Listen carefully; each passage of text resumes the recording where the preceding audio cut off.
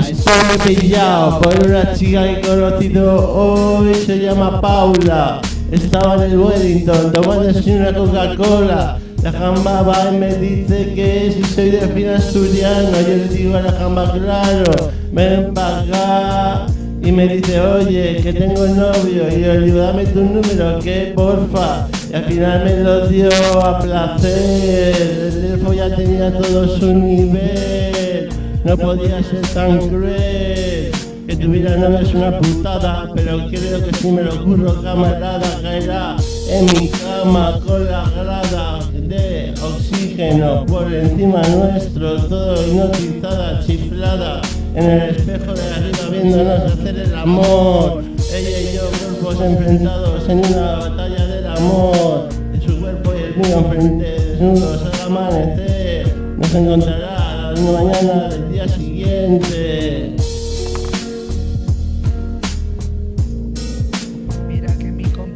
Se ha echado los rapeos, que tengo todos los trofeos, que me meneo en este coliseo. Algunos dicen no veo nada, pero mi vida la veo naranja, la veo pasa de rosa, como si fuera mirando la baldosa. Otra cosa, que no te coscas Contreras, que el Luis le copiló, que yo soy la man de Blanc, es Jesús de división.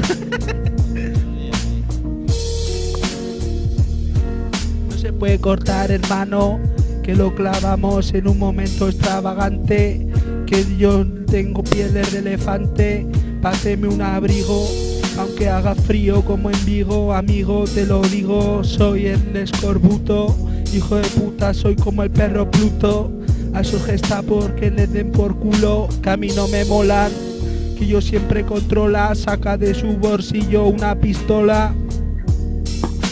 Gestapo no se va a tomar por culo, va contra los terroristas como yo voy por tu culo. Mira copo, coger el ángulo recto, te la meto en trapecio. Mira necio, no puedes conmigo, soy tu peor enemigo. Si te metes conmigo, te metes con el mundo, es mi ombligo.